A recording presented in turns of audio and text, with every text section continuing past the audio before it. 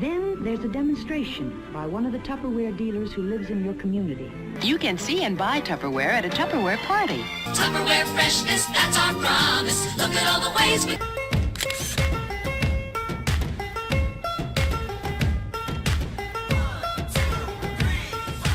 My name is Jake, welcome to the channel. In 2018, I had the company Tupperware on my watch list. I was putting together a dividend portfolio pretty much for the first time. Back in 2018, I was in a very stressful job. I knew that I couldn't do what I was doing forever, and I had to look for new ways to hopefully replace my active income with passive income. And dividend investing is really, in my opinion, the truest form of passive income. But what I want to focus on in this video is share with you some highlights that I've learned that will hopefully help your average person if you're looking to build a dividend portfolio to one day live off of. So back to the story of 2018. 2018, I was looking at dividend companies that had a good track record, that were maybe trading at a discount. And so back in around the middle of 2018, Tupperware was trading at around $30-ish a share when I was looking at it. And at the time, it was down about 60-ish% from its all-time high. And at the time, I kept thinking about that notorious quote from Warren Buffett, you know, be greedy when others are fearful and be fearful when others are greedy.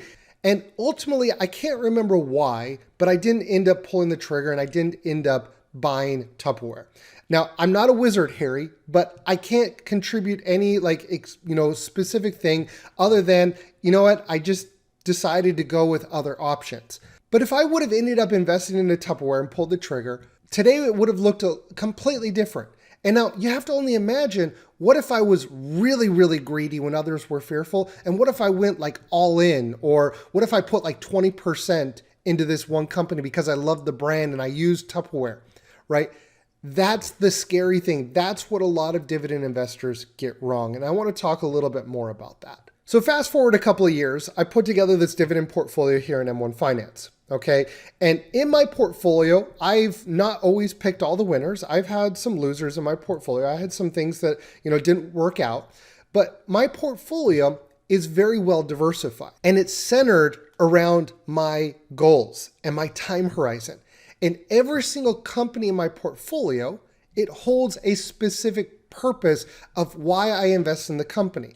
It has to do with the different ratios, for example, the current dividend rate, the dividend growth rate, the diversification, where I see the company going in the short and long term. And so there's a very specific reason why I invest into these companies and these ETFs. But I want to make sure that it's very clear. Back in 2018, I didn't understand this. Back in 2018, I probably, just at random, I would pick when to buy a company, how much to buy, just kind of more of an emotional buy. And today, it's very methodical, it's very strategic, and it's very automated. But if you put that into contrast of what I was doing in 2018, it looked completely different. And I want to share with you a few things that I've learned that I think will help your average person. So we're going to cover at a very high level a few things, but I'm also going to get very, very granular and very detailed in different areas. And I think whether you're new or an experienced dividend investor, I think you're going to get something from this video. So first, I want to talk about what new dividend investors get wrong. And then second, I want to talk about the warning signs and, kind of the use case with Tupperware. And then lastly, I want to talk about how to invest into dividend stocks. And I want to kind of paint this with a broad brush, but I want to share with you some things that I've learned that I think will help a lot of you if you're new to dividend investing. I want to first start off by talking about what new dividend investors get wrong. The first thing that I've learned, especially when you take the example of Tupperware, is assuming that what is working today will work in the future. We saw those clips in the very beginning of the video from 1960s, 70s, 80s that, consumer behavior looked very differently than it does, back then than it does today.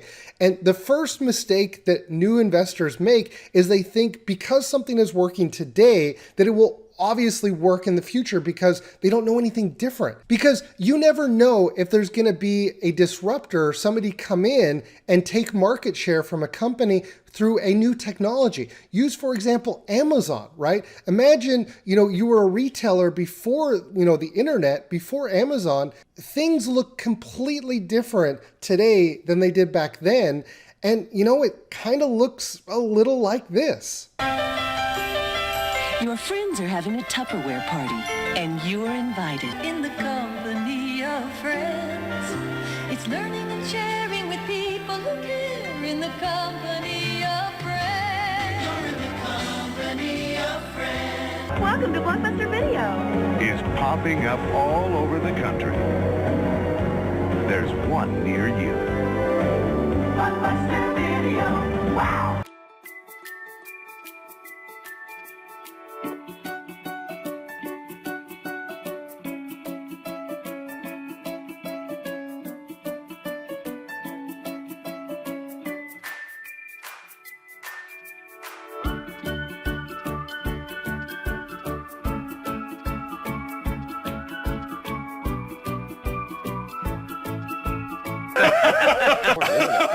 That's really good.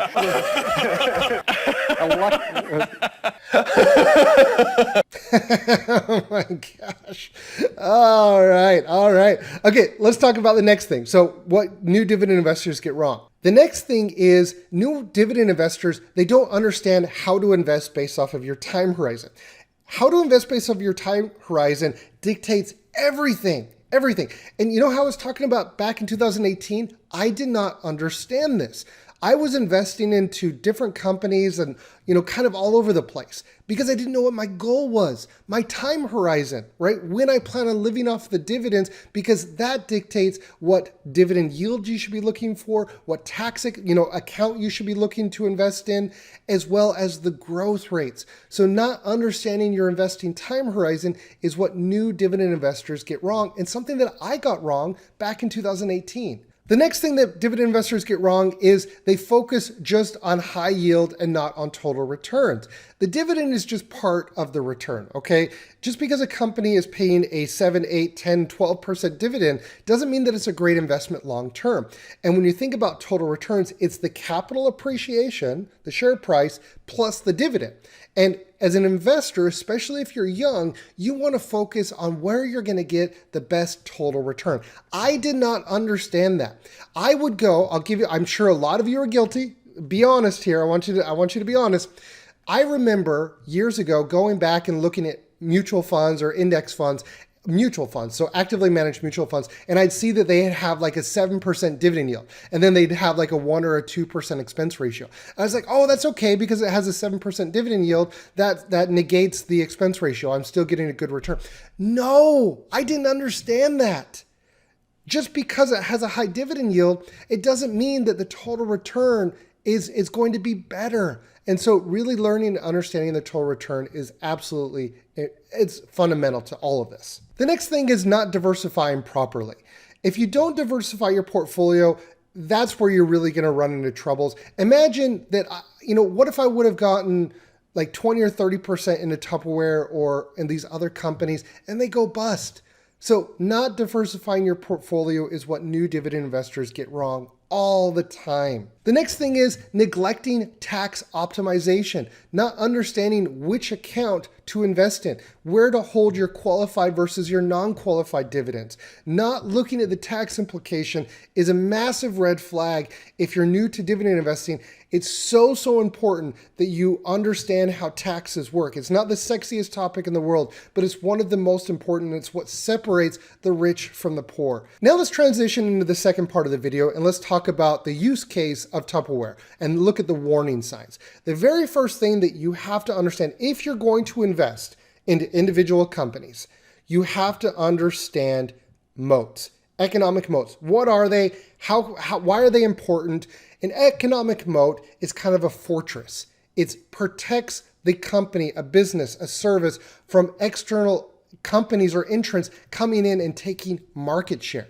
We live in a world where capitalism is thriving, new ideas are thriving, innovation thrives, and that can be a great thing for the consumer, but not such a great thing for maybe businesses, or legacy ideas that are not willing to evolve and transition with the times. Okay, and Tupperware is a prime example. So when you think about Tupperware's business model, back in the 60s, 70s, 80s, technology was limited, right? So how did they get their brand out there? Well, they went to, parties, family parties, and, have a dinner party and sell your Tupperwares. Like, Candles by Jen, The Office, right? Like you invite your friends and your coworkers over and you try to sell them. Isn't that great? Or insurance, right? Isn't that fun? The next Ponzi or pyramid scheme. The thing is there's no moat. And so with Tupperware, when you look at Tupperware, it's a great brand. That's awesome. But where's the moat? What are the switching costs? What are the network effects? What are the cost advantages or the efficiency of scale? They're really not there. All the Tupperware really has is arguably a higher quality at a higher price and the brand name. Next, let's head on over to Seeking Alpha and let's take a look at their revenues. Okay, so this is a huge red flag when you're looking at Tupperware specifically, and you look back since 2013 as an example here. You can see that year over year that their sales are going down. Their total sales are going down, and because of that, their earnings per share, they're not able to keep the bottom line in check. So their earnings are also going down. So their top line and bottom line are getting worse year over year. And here's the scary thing is, it's a great brand. And, we talk about invest into companies that you know and you understand. Well, this is one of those examples where that's kind of a flawed idea, because just because you use the brand and you know the brand, it doesn't necessarily mean that it's a good investment. Okay. And so that's really an important point that you have to remember. Next, let's take a look at their payout ratio. So this is, what percentage of their net earnings that they're paying out as, to shareholders in the form of a dividend. And you can see that here in 2019, like their payout ratio just went insanely high, and it's just obviously not sustainable. And so after 2019, they suspended their dividend and no longer paid a dividend. When a company cuts their dividend or suspends their dividend, that is the nail in the coffin, right? That's usually the last thing that a company will do is cut its dividend. They were paying a consistent dividend. It wasn't growing. And this was, really quick, this is why I decided to not invest into them back in 2018, is for decades, they didn't grow their dividend. Okay. And so back towards the end of 2019, they suspended their dividend. Usually what companies will do is they'll suspend other things. They'll cut costs, cut headcount. They'll suspend they'll stop their buybacks. Once they stop paying a dividend or they suspend a dividend, that's usually, not always, usually a very, very bad sign. And really quick, that I love Seeking Alpha. If you want to support the channel and if you want to sign up to Seeking Alpha Premium, I will leave a link in the description below. With my link, you'll get 58% off. So it'll be $99 instead of $239. So no pressure, but if you want to support the channel, I really, really appreciate it. Moving on, I want to take a look at two more things here. First, I want to take a look at the search volume. The search volume over the last couple of decades has remained pretty consistent. It's gone down slightly, but not really drastically where you would say, okay, to pinpoint exactly at what point was their decline. Now, when we look at the analytics of the company's website, we go on to SimilarWeb. So one thing that I want to highlight here that I thought was interesting, two things. So first off, they're primarily in the United States and Canada. That's the very first thing, and in Mexico and Portugal. But here's the thing that I found really interesting is the distribution between male and female. I would have assumed that it would have been much higher towards female, because you look at all of their advertisements in the past, it's always been towards females.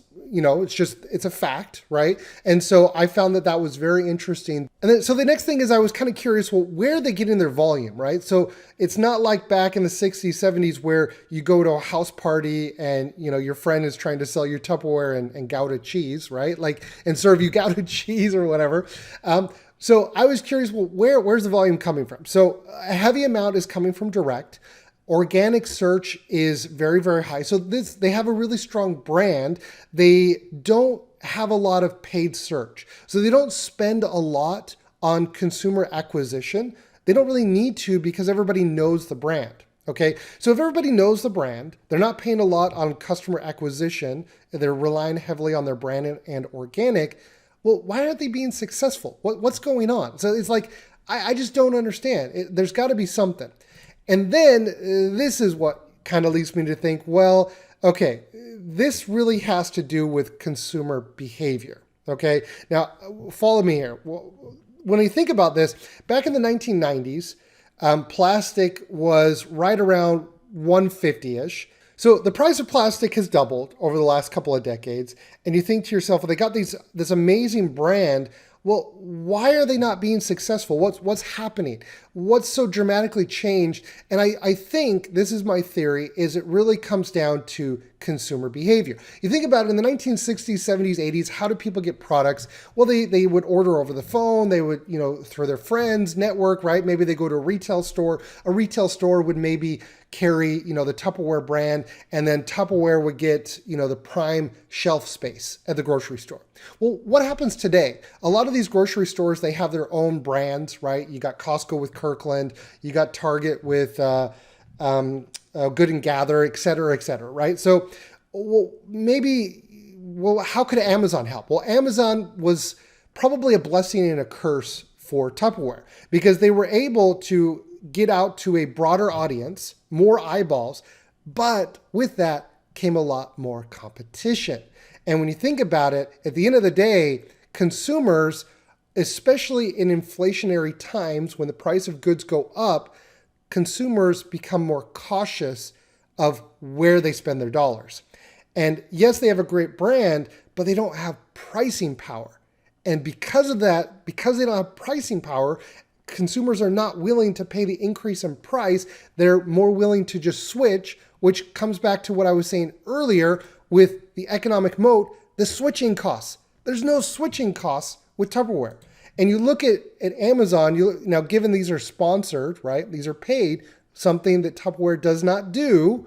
You can see the reviews and the quantity of the goods sold compared to the Tupperware goods, right? It's just like night and day. So Amazon was a blessing and a curse. And you can kind of see, Bezos, you can hear Bezos in the back of your head just laughing right now. With the low switching cost, the no moat, the increase in costs due to prices, and the lack of pricing power just compressed Tupperware's margins, where I guess it's just was inevitable that this was going to happen without fundamental transformation within the business. All right, now let's move into the last segment here and let's talk about how to invest in dividend stocks. Okay, so these are some ideas that I put together, based off of the learnings here from the Tupperware example, and just generally some golden nuggets that I can share with you that I've learned here over the years.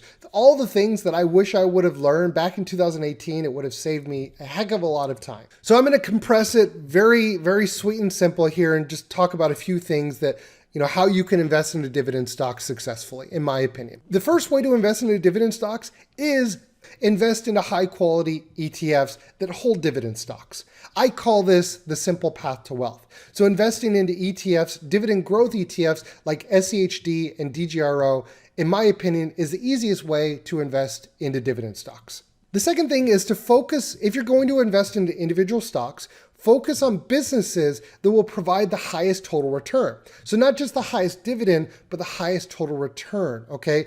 And the total return is a combination of the capital appreciation and the dividend. The third thing here is focus on companies that solve a problem or a fundamental need that cannot be easily replaced or disrupted. Something that always comes to mind when I think about this is, think about companies that have a moat, have an economic moat.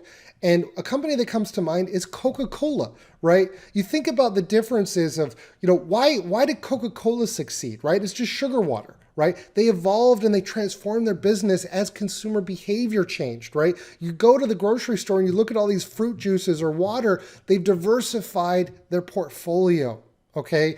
And so Very, very important to understand and invest into companies where there's an actual need and they're not so easily replaced or disrupted. The next thing is diversify your portfolio by not overexposing yourself to one single company or sector. Now, a great way to do this is invest into the simple path to wealth with dividend ETFs. But if you're going to invest in individual companies, make sure that they're not that you're not investing more than 5% into an individual company. Once again, imagine I invested 20% into Tupperware, right? Absolutely horrific. And so have a well-diversified portfolio. And then the last thing is automate your investing. Back in 2018, it was one of the hardest things for me is to manage my emotions, timing when to buy in, buy a specific stock. That didn't work for me. It works for some people, but I learned very quickly that that's not what I wanted to do. And so that's why I love using M1 Finance, because I can automate everything. So automating your investing is absolutely key when you're trying to build a dividend portfolio. We covered a lot of information in today's video. At the end of the day, what's really, really important, what I hope to drive home is that consumer behavior changes, and just because something is the norm today, it does not mean that it will be the norm in the future. Our reality today is our reality. In the future, there may be a new reality. And so when you're planning to build a portfolio, plan to future-proof your portfolio and think about generations into the future, and don't think about what's going on just now. And that's why, in my opinion, I love investing in the simple path to wealth. That, for me, is investing into high-quality ETFs like SCHD and DGRO. That's, in my opinion, the simplest way to go about this in building a dividend portfolio. And if you want to add individual companies, you can absolutely do that. And that's what we call the core and the satellite approach to investing. But remember, no more than 5% into an individual company. Thank you so much for watching. I hope that this video was helpful. I hope that you learned something new. And I'll catch everybody in next week's video. Please subscribe. Please subscribe. You know what? I think we're gonna be friends. Can everyone say hi to my friend? That's crazy. I just wanted to say thanks. I'm glad you came along, partner.